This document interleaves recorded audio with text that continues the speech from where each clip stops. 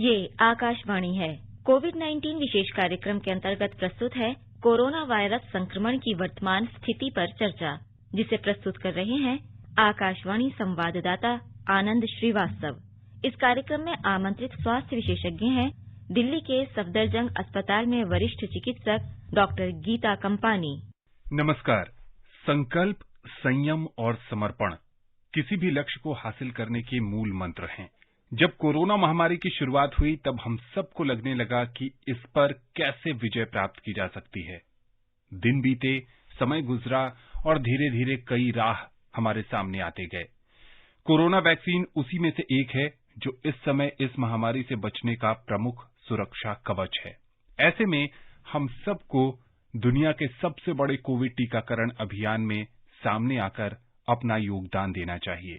दूसरी तरफ दुनिया के कई देश ऐसे हैं जहां कोरोना की नई लहर ने दस्तक दे दी है, वहां लॉकडाउन जैसी स्थिति भी बनी है। क्या इससे भारत भी प्रभावित होगा? क्या भारत में चौथी लहर आएगी? इन सब पर आज के कार्यक्रम में चर्चा होगी। आज के कार्यक्रम के साथ मैं हूं आनंद श्रीवास्तव और हमारे साथ हैं वरिष्ठ स्वास्थ्य विशेषज्ञ डॉक्टर गीता कंपानी। डॉक्टर गीता, कार्यक्रम में आपका बहुत बहुत स्वागत है। नमस्कार। नमस्ते मैम। डॉक्टर गीता, सबसे पहले आपसे यही समझना चाहेंगे कि चीन की बात करें या फिर पूर्वी एशिया के देशों की बात करें, कोरिया की बात करें, कोरोना के मामले बेतहाशा बढ़ रहे हैं। इन देशों में कई जगहों पर बहुत ही कड़ाई से लॉकडाउन भी लगाया गया है।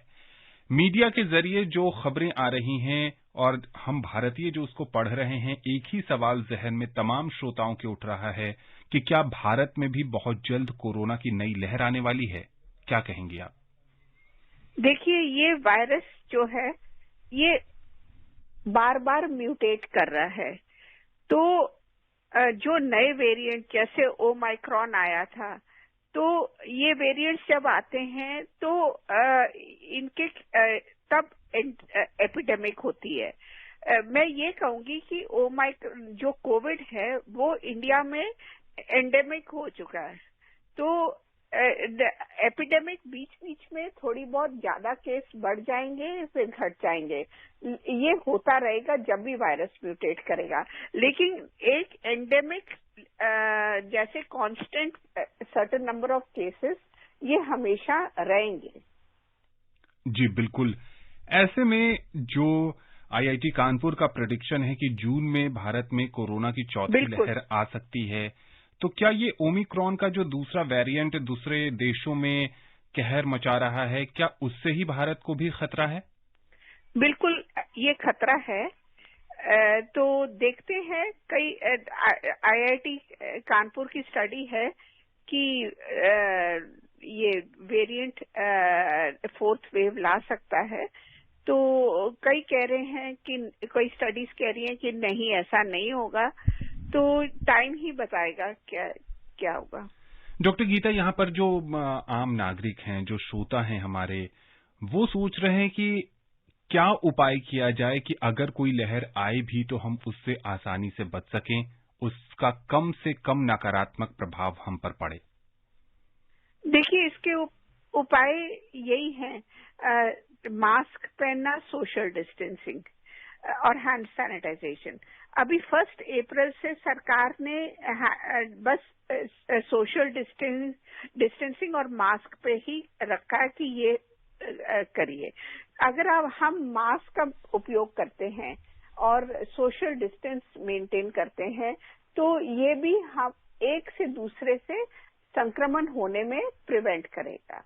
और नंबर 3 ये है, मेन जो चीज है वो है वैक्सीनेशन। जी। आप सब लोग वैक्सीनेट हो जाएं ताकि एक से दूसरे ट्रांसमिशन नहीं हो पाए। तो अभी तो सरकार ने 15 साल से ऊपर के सबके लिए वैक्सीनेशन कंपल्सरी कर दिया है और जो 60 से ऊपर है उनको बूस्टर डोज भी लग गई है, प्लस हेल्थ केयर वर्कर्स को भी बूस्टर डोज लग गई है। तो vaccination has been a turning point in this disease. बिल्कुल। कार्यक्रम में पहले कॉलर जुड़ गए हैं। उत्तर प्रदेश के बड़ौद से महेश शर्मा जी हैं। महेश जी, स्वागत है आपका। नमस्कार जी। नमस्ते। नमस्कार। मैं डॉक्टर साहब को नमस्कार बोलता हूँ उन्होंने हमारी जान बचाने के लिए बहुत अच्छा कार्यक्रम बना रखा है। जी बहुत शुक्रिया महेश जी, पूछिए क्या जानना चाहते हैं आप? मैं मालूम करना चाह रहा जी, अगर चौथी लहर आती है तो हमें क्या क्या सावधानियां रखनी होंगी? क्या हमारे लिए वो खतरनाक सिद्ध होगी या आरामदायक सिद्ध होगी? लहर कोई भी आरामदायक नहीं होती है। हाँ। खतरा तो बना रहता है, लेकिन हाँ बिल्कुल गीता जी, आप क्या कहेंगी, क्या सावधानी बरती जाए? मैं यही कहूंगी, आरामदायक तो कोई बीमारी हो ही नहीं सकती है, लेकिन जो इस बीमारी का सबसे इम्पोर्टेंट है prevention is better than cure. तो इसमें ये बिल्कुल लागत होता है, आप इसको प्रिवेंट करिए। जैसे किसी को आपको लगता है खांसी जुकाम बुखार हो रहा है और ऐसे कई केसेस हो रहे हैं, तो वो अपना टेस्ट कराएं और अगर पॉजिटिव हैं तो अपने आप को आइसोलेट करें और बाकी लोग भी उनसे डिस्टेंस मेंटेन करें, मास्क डाल के रखें।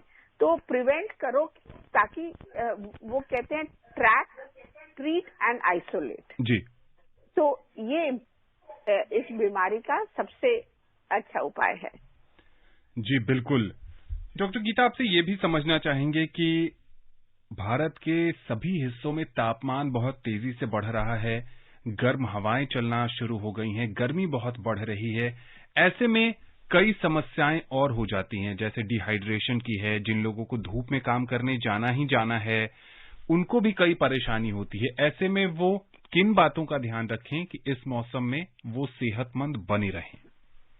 देखिए, उसके लिए सबसे इम्पोर्टेंट है कि अपना हाइड्रेशन ठीक रखें, मतलब खूब सारे फ्लूइड्स पिएं, क्योंकि ऐसे में डिहाइड्रेशन की प्रॉब्लम होती है। तो फ्लूइड्स लेते रहें। वो फ्लूइड्स सिर्फ ये नहीं कि पानी होना चाहिए, आप चाय, दूध, जूस, फ्लूइड्स ये रखिए और बहुत सारी हीट में प्रोलॉन्ग टाइम के लिए अवॉइड करिए। जी बिल्कुल। खासकर जो बहुत छोटे लोग हैं और बहुत बूढ़े लोग हैं, इनमें चांसेस हीट एग्जॉशन और हीट स्ट्रोक के ज्यादा होते हैं। रेवाड़ी से सुल्तान सिंह जी हमारे साथ जुड़ गए हैं। सुल्तान जी, कार्यक्रम में आपका बहुत बहुत स्वागत है। हाँ जी, बहुत सारा नमस्कार साहब। डॉक्टर साहब को भी नमस्कार। जी नमस्ते। हाँ जी, मेरी उम्र 72 साल है जी। जी। मिस्त्री पड़ा का वाइंडिंग मोटर मानता हूँ जी मैं। जी। 10-12 घंटे डेली काम करता हूँ, तो 2 डोज तो हमने लगवा ली जी। तो 3 डोज के लिए लगवाना चाहिए साहब। 72 साल की उम्र है, रोज 10-12 साल काम करते हैं। कमाल की फिटनेस है आपकी सुल्तान जी। आपको सबसे पहले बहुत बहुत बधाई कमाल की फिटनेस के लिए। प्रिकॉशन डोज से जुड़ा इनका सवाल है डॉक्टर गीता। हाँ बिल्कुल, अगर इनकी उम्र 72 साल है, पहले सरकार ने बोला था सिर्फ जो 60 साल से ऊपर विद कोमॉर्बिडिटीज, अब सारे लोग जो 60 साल से ऊपर हैं उन सबको बूस्टर डोज लगानी है। अगर तो आपको कोरोना वायरस इन्फेक्शन पिछले 2 से 3 महीने में हुई है तो फिर आप रुक जाइए, क्योंकि अगर आप 2 से 3 महीने नेचुरल इम्यूनिटी रहती है इन्फेक्शन के बाद। अगर आपको कोई कोरोना वायरस 2-3 महीने में नहीं हुई है और आपके बूस्टर को 9 महीने हो गए तो आप लगवा लीजिए। जी बिल्कुल, इसके लिए सरकार ने तय मानक स्थापित किए हैं। अगर उनको फॉलो करते हैं आप और आपको दोनों कोरोना की वैक्सीन पहले लग चुकी है तो तय समय के अंतराल के बाद आप वैक्सीन को लगवा सकते हैं। डॉक्टर गीता, बोर्ड की परीक्षाएं शुरू होने वाली हैं, बच्चों के नए सेशन भी स्कूल में शुरू होने वाले हैं। 12 साल से जो छोटे बच्चे हैं उनको वैक्सीन नहीं लगी है। भारत में अब भी उनके लिए वैक्सीन उपलब्ध नहीं है। अभिभावकों की चिंता है कि जो दुनिया भर में मामले बढ़ रहे हैं, कहीं उनसे बच्चे तो प्रभावित नहीं हो जाएंगे। वो क्या सावधानी बरतें? देखिए, बच्चों के लिए अभी वैक्सीनेशन इंडिया में नहीं हुआ है, लेस देन 15 इयर्स।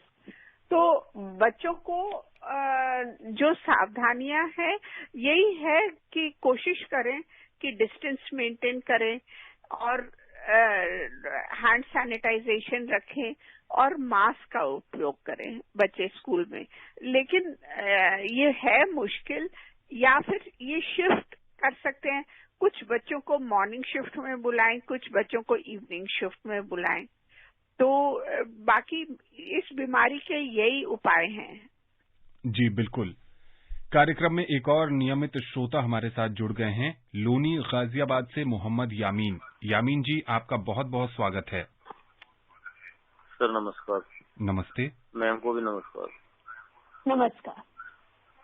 मैं ये जानना चाह रहा था जी, जैसे कि दोनों डोज तो हम ले चुके हैं, पहले 5-6 महीने हो गए, चौथी लहर का भी वो चल रहा है अंदेशा जी, और हम वो 60 साल वाली डोज लगवा नहीं सकते, तो एंटीबॉडी हमारी कब तक रहेगी जी? बढ़िया सवाल है डॉक्टर गीता। ये इनकी उम्र कितनी है?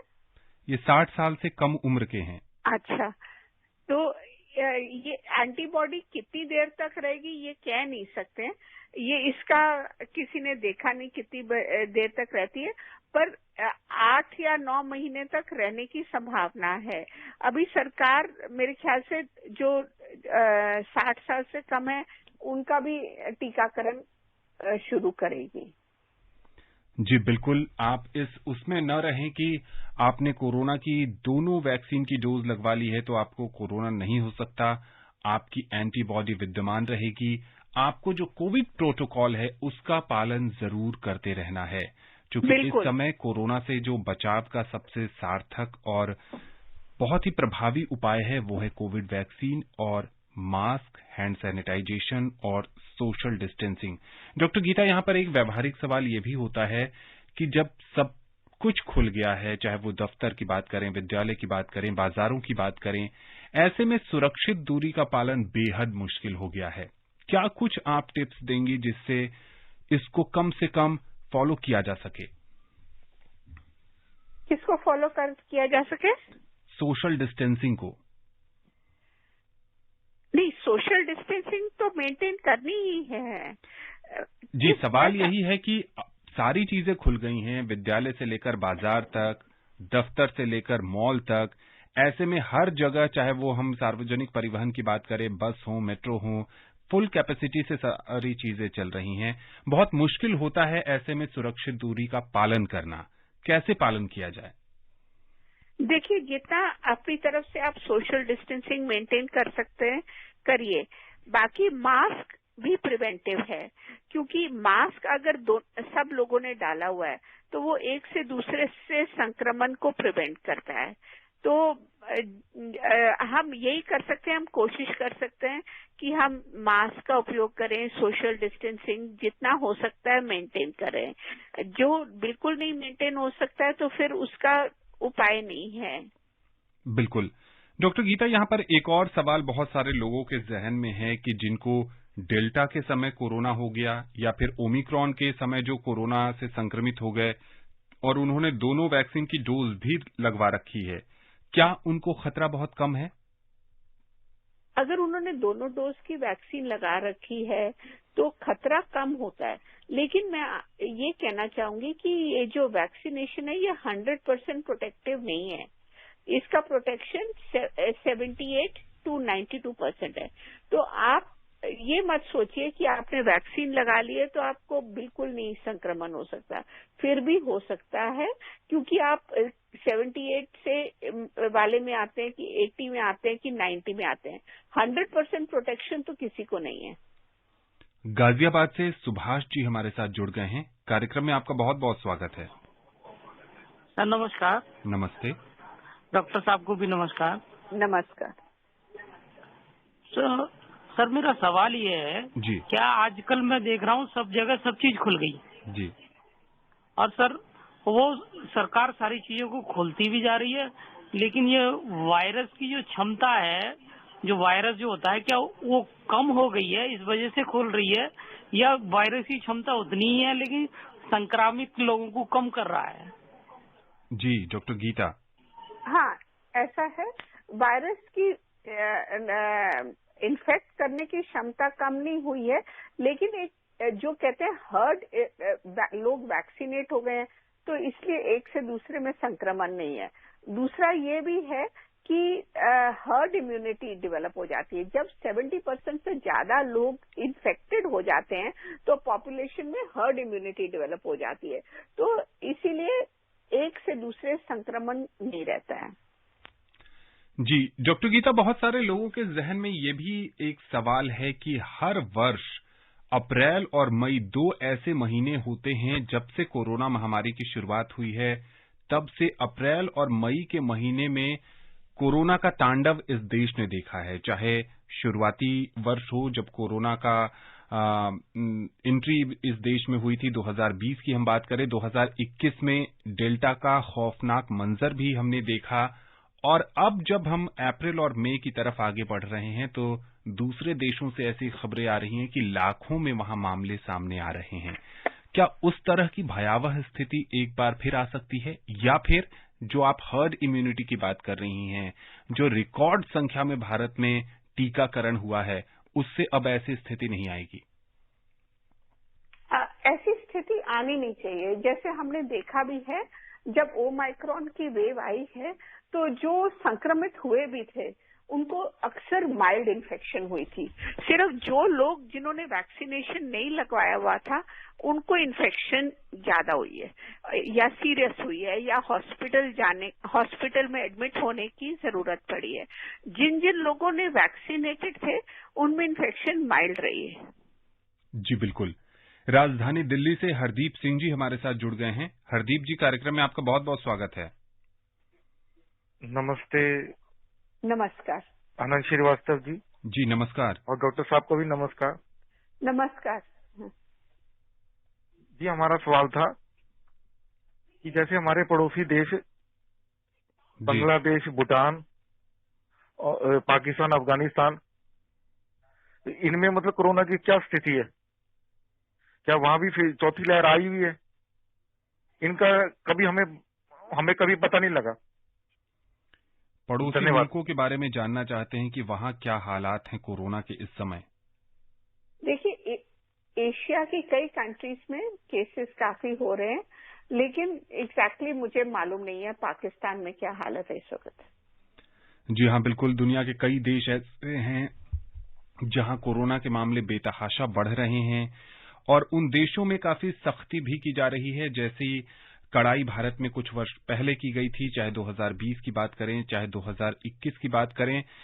लेकिन डॉक्टर गीता, यहाँ पर बहुत सारा क्रेडिट देशवासियों को भी देने की जरूरत है। सरकार ने जिस तेजी, तत्परता और बेहतर प्रबंधन के साथ रणनीति तैयार की, उस रणनीति को जमीनी स्तर पर सफल बनाने के लिए देशवासियों ने भी बढ़ चढ़कर हिस्सा लिया। लेकिन इस देश में अब भी करोड़ों ऐसे लोग हैं जिन्होंने कोविड वैक्सीन की एक भी खुराक नहीं ली है। उनके मन में अब भी शंका है, किसी न किसी बात की हिचक है। क्या कहेंगी उन्हें आप? देखिए, मैं तो यही एडवाइस करूंगी कि अगर आपका 15 वर्ष से ऊपर हैं तो आप अपने आप को वैक्सीन जरूर लगवाइए, क्योंकि ये एक वैक्सीन ही इस बीमारी में एक टर्निंग पॉइंट है। जी, लॉन्ग कोविड के बहुत सारे ऐसे केसेस हैं डॉक्टर गीता, आपके सामने भी आए होंगे। कोरोना को ठीक हुए 4 से 6 महीने हो गए, लेकिन अब भी बहुत सारी समस्याओं से जूझ रहे हैं। ठीक ढंग से नींद नहीं आ रही है, चिड़चिड़ापन बहुत ज्यादा हावी हो रहा है, भूख नहीं लग रही है, एकांत में रहने का मन करता है, लोगों से बातचीत करने की इच्छा नहीं होती है। इन सब से कैसे बाहर निकला जाए? देखिए, ऐसा है, जिन लोगों को लॉन्ग कोविड जैसे कोरोना हुआ है, उसके 2 महीने के बाद भी बॉडी एक या जोड़ों में दर्द हो रही है, तो उनको हम पैरासिटामोल की गोली देते हैं ताकि उनकी जोड़ों की दर्द के लिए। लेकिन जिनको हार्ट की प्रॉब्लम है या नर्व्स की प्रॉब्लम है, तो उस हिसाब से उनकी जांच की जाती है और उसका इलाज किया जाता है। कई लोग डिप्रेशन से भी जूझ रहे हैं, तो अगर डिप्रेशन इतना है तो कि उसको दवाई की जाए, तो फिर अकॉर्डिंगली साइकियाट्रिस्ट या मनोवैज्ञानिक विभाग में देख के उसकी दवाई की जाती है। गुरुग्राम से हमारे साथ जुड़ गए हैं सुभाष जी। कार्यक्रम में आपका बहुत बहुत स्वागत है। हाँ ठीक है, धन्यवाद। गोरखपुर स्थानीय रेडियो स्टेशन। सुभाष जी, अपना सवाल पूछिए। नमस्ते आनंद सर। नमस्कार जी सर, मैं ये पूछना चाहता था सर जी कि सर जो नाइट में किसी व्यक्ति को जो पसीने आते हैं सर जो रात में जी उसका क्या रीजन हो सकता है, क्या कारण हो सकता है? कोई डायबिटीज का ज्यादा खतरा होता है या अदर कोई कारण हो सकता है सर? मतलब कोरोना काल में या कभी भी, एनी टाइम, कभी भी, मतलब यही मैं पूछना चाहता था। धन्यवाद सर। जी डॉक्टर गीता। देखिए, रात में पसीने आते हैं उसका कोई ऐसा पर्टिकुलर कारण नहीं है। अगर कोई सांस फूलता है तो हो सकता है हृदय की बीमारी के कारण हो, अगर सांस फूलना दमे के कारण हो सकता है, लेकिन सिर्फ पसीना आना किसी बीमारी का ऐसा लक्षण नहीं है। लेकिन थायराइड की बीमारी में अधिक पसीने आते हैं। शुगर के मरीजों को भी अगर ऑटोनॉमिक न्यूरोपैथी हो जाए तो पसीने ज्यादा आ सकते हैं, लेकिन ऐसे रात में पसीने आना ऐसा कुछ किसी बीमारी का लक्षण नहीं है। डॉक्टर गीता, यहाँ एक और व्यवहारिक सवाल है। जब से कोरोना महामारी की शुरुआत हुई तब से बहुत सारे लोगों ने स्टीम लेना शुरू कर दिया, सुबह शाम, या कई लोग तो 3-3 बार स्टीम लेते रहे। अब जब ये महामारी ढलान पर है, भारत में बहुत कम मामले सामने आ रहे हैं, गर्मी का मौसम है, ऐसे में नियमित तौर पर 2 बार या 3 बार स्टीम लेना कितना फायदेमंद है? क्या इसका कोई नुकसान भी है? देखिए, अगर कोई बीमारी नहीं है और आपको कोई नाक में तकलीफ नहीं है तो फिर स्टीम लेने की तो कोई जरूरत नहीं है। जी बिल्कुल। तो बहुत सारे ऐसे लोग हैं जो अब भी स्टीम लेते हैं। डॉक्टर गीता की सलाह है कि अगर आपको कोई समस्या नहीं है, गला नहीं फंस रहा है या नाक से जुड़ी कोई समस्या नहीं है, तो आप स्टीम नहीं ले सकते हैं, उसमें कोई परेशानी की बात नहीं है। डॉक्टर गीता, अगर महिलाओं की बात करें और खासकर गर्भवती महिलाओं की बात करें तो अब भी एक वर्ग ऐसा है जो टीका लेने से कतराता है। उन्हें लगता है कि जन्म लेने वाले शिशु को भी इस टीके से नुकसान हो सकता है या फिर कॉम्प्लिकेशंस गर्भावस्था के दौरान बढ़ गए तो क्या होगा? उनको क्या सलाह देंगे आप? उनको बिल्कुल घबराने की जरूरत नहीं है। अब सारी स्टडीज हो चुकी हैं और प्रेगनेंसी में वैक्सीनेशन कराना चाहिए। तो आप बिल्कुल चिंता मत करिए, प्रेगनेंसी में आप बिल्कुल वैक्सीनेट कराइए। कोविशील्ड भी लगा सकते हैं, कोवैक्सीन भी लगा सकते हैं, कोई भी वैक्सीन लगा सकते हैं। तो आप अब ये अनिवार्य है कि प्रेग्नेंट लेडीज को वैक्सीनेशन लगाना है। कोरोना से जो मरीज ठीक हो गए उनके फेफड़ों में अब भी दिक्कत लगती है। वो थोड़ा चलते हैं तो सांस फूलने लगता है या फिर कई बार बहुत थकान सी महसूस होने लगती है। उन्हें इस बात का आभास होता है कि पहले जैसी ब्रीदिंग क्षमता उनकी नहीं रह गई। क्या उन्हें हर महीने या 2 महीने के अंतराल पर टेस्ट कराने की जरूरत है, डॉक्टर से मिलने की जरूरत है, या फिर घर पर ही बताए गए एक्सरसाइज को करके वो ठीक हो सकते हैं? उनको विशेषज्ञ को मिलने की कोई जरूरत नहीं है। वो डीप ब्रीदिंग एक्सरसाइजेस करिए, क्योंकि ये जो कोरोना वायरस है ये जब लंग्स में फैलता है तो ये लंग्स में फाइब्रोसिस कॉज कर सकता है। तो डिपेंड करता है कितना फाइब्रोसिस हुआ है लंग्स में। अगर ज्यादा फाइब्रोसिस हुआ है तो फिर सांस लेने में दिक्कत रह सकती है। तो ये धीरे धीरे टाइम से ही ठीक होगी। तो आप डीप ब्रीदिंग एक्सरसाइजेस करिए घर पे और ग्रेजुअली अपनी एक्टिविटी लेवल बढ़ाइए, बहुत ग्रेजुअली।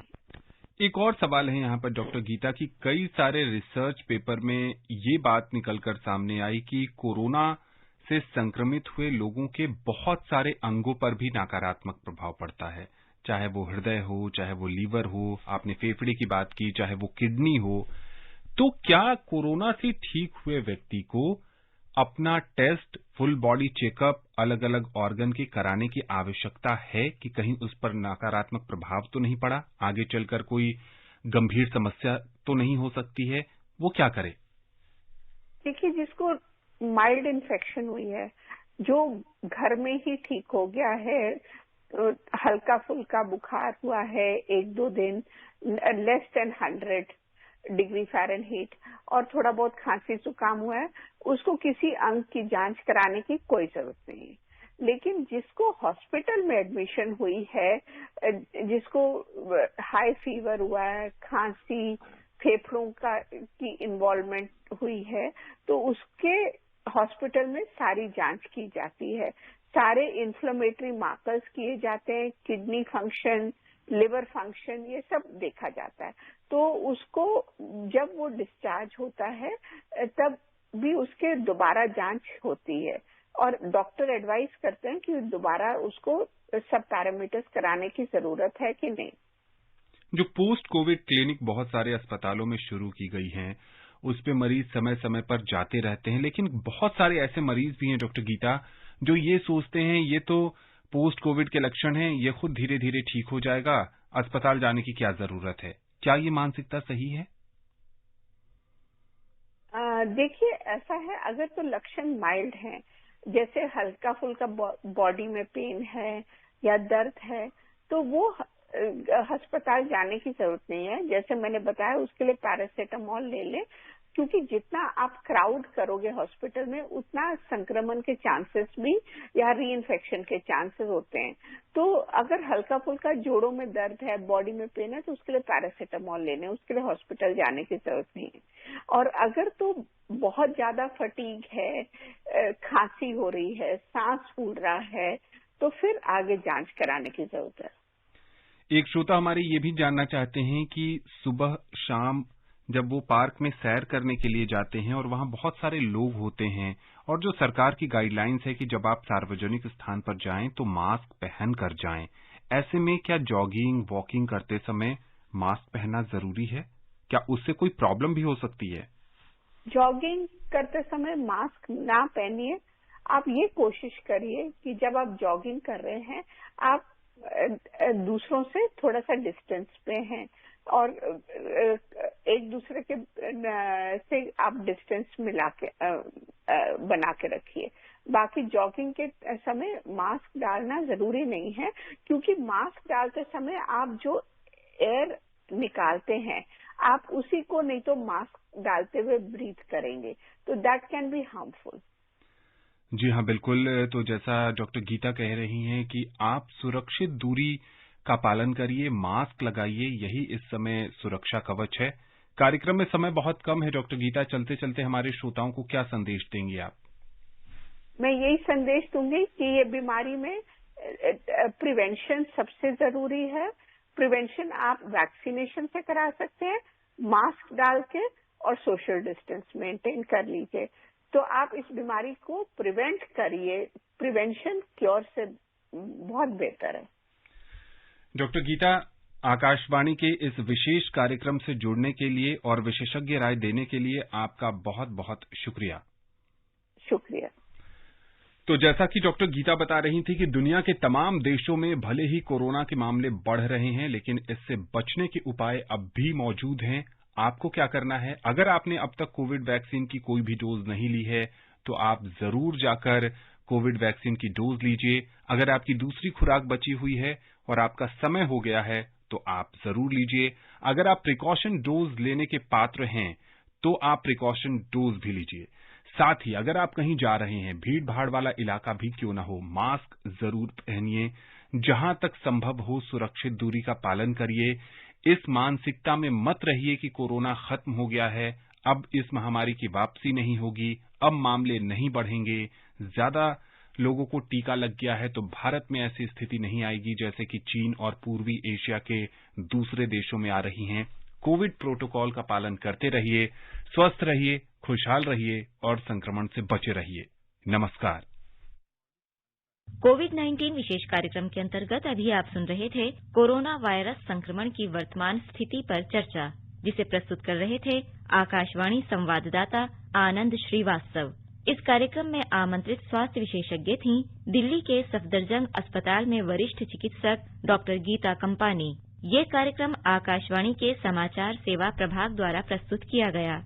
इसे आप हमारे mobile app news on AIR और YouTube channel news on AIR official पर भी सुन सकते हैं। इस कार्यक्रम के संबंध में अपनी प्रतिक्रिया आप हमें ईमेल कर सकते हैं। पता है airnsdtalks@gmail.com। ये कार्यक्रम फिर से सुनने के लिए लॉग ऑन करें हमारी वेबसाइट newsonair.nic.in।